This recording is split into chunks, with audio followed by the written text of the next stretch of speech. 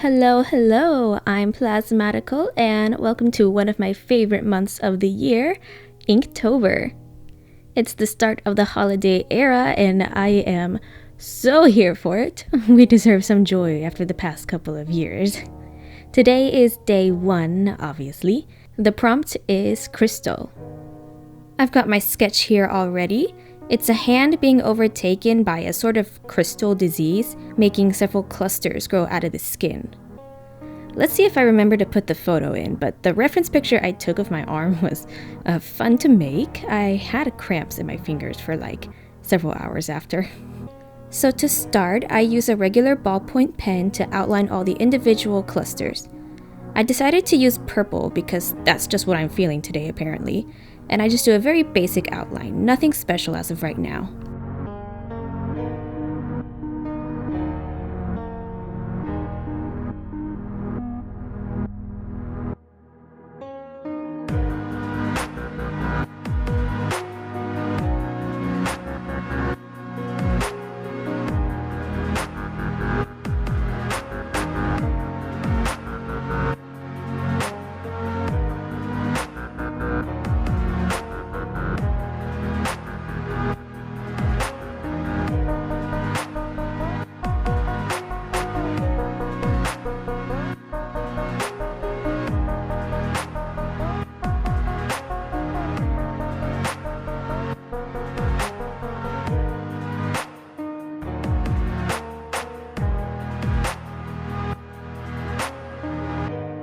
I then move on to the outline of the actual hand.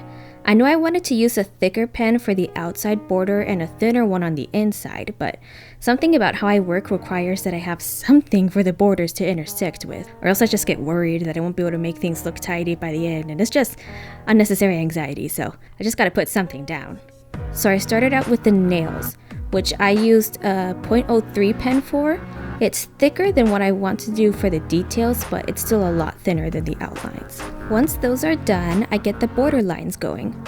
I think there's something wrong with this pen actually, because the line comes out way thicker than anticipated sometimes, so I just have to be careful in the future.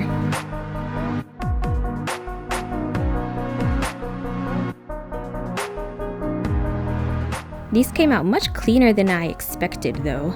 I thought I would be rusty since the last time I used them was back in May, but I guess muscle memory really kicked in today because they came out crisp. From there, it was time to do those little details I mentioned, this time with a .005 pen, which is the second thinnest one I own actually. The thinnest is a .003, but I don't need something like that for this piece. So, who else is excited for fall season? Technically, it's already been fall for over a week, but it literally was 70 degrees for 2 days, and that was it. So, I got that hype initially, but it just feels like summer again with all the heat. But today, the Halloween and fall decorations went up, and ooh, I'm feeling the vibes. I want more of them. Alright, so all the lining is done. Time to shade. Okay, well first I'm going to color in the nails with my lightest Copic marker. At first I was just going to do the tips of the nails, but I didn't like how it looked, so I ended up filling them in. After that, I was going to do some simple shell shading with the same marker, but when I put it on the page, I realized I grabbed the really dark one instead. There's no fixing that, so I just rolled with it, and thank goodness I grabbed the wrong marker because, woo, that looks good. I love that high contrast. Luckily, I still have that reference photo, so I got an idea where the shadow should be. Obviously, I wasn't going to fill in every single little shadow because that would have looked disgusting. The minimal shading is what I'm happy with.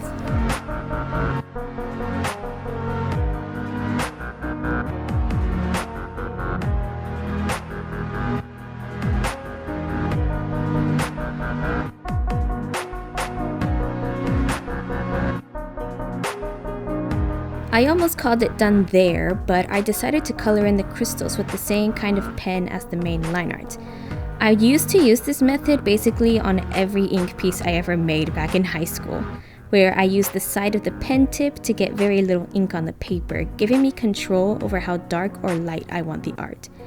I wanted to use the dark Copic at first, but I did do a little test and the Copic did smear the ink from the ballpoint pen, so that was a no-go.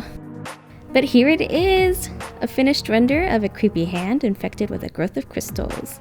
It was a fun piece to make. I really liked doing these kinds of hand studies, and upping the creep factor with really dark shadows and a pop of color. It just makes me really happy. So there you have it. Day 1 of Inktober in the bag. I'll see you guys in the next one tomorrow. Bye bye.